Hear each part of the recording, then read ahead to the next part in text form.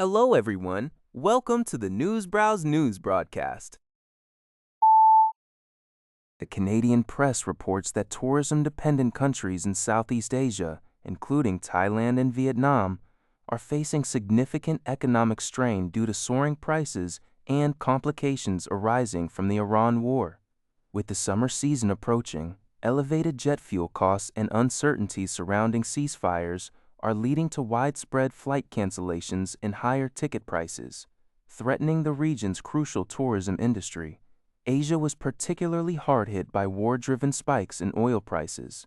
Tourism contributes significantly to the GDPs of these nations and supports millions of jobs, making the current downturn particularly damaging. For instance, Cambodia's CEM, AIPOEA, home to Angkor Wat, saw international and domestic visitor numbers drop by 37.5% in the first 4 months of 2026 compared to the previous year. Similarly, Thailand experienced a 7% year-on-year decrease in visitors in April, with European and Middle Eastern arrivals falling by 16% and 57% respectively. Local businesses like tuk-tuk drivers and restaurant owners are struggling with plummeting incomes and rising operational costs, highlighting the severe impact on livelihoods. Former Member of Parliament Kerry-Lynne Findlay has been elected as the new leader of the BC Conservative Party.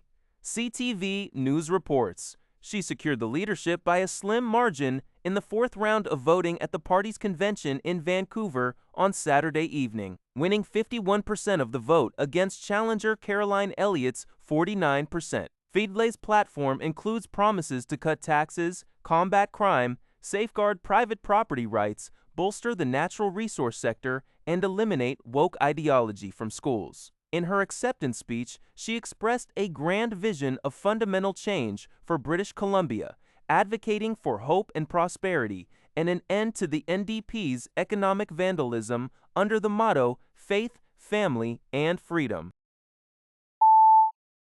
The Trump administration announced its intention to appeal a federal judge's order that would allow all companies, not just those who filed lawsuits, to seek refunds for tariffs deemed unconstitutional by the U.S. Supreme Court. Businesses had already begun receiving these refunds, with U.S. Customs and Border Protection (CBP) reporting $20.6 billion issued out of $85 billion in applications by May 2020. The tariffs were imposed by President Donald Trump in April 2025, but the Supreme Court struck them down in late February, citing a lack of constitutional authority. The Justice Department argues the judge exceeded his authority with a universal injunction, while Judge Richard K. Eaton insists on a rapid repayment of the estimated $166 billion owed. Major retailers like Walmart plan to use refunds for price reductions, while smaller companies aim to reduce debt or fund operations. This news comes from City News Everywhere.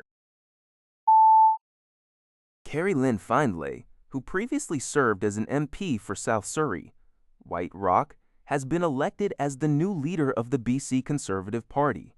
She secured the leadership with 51% of the total votes.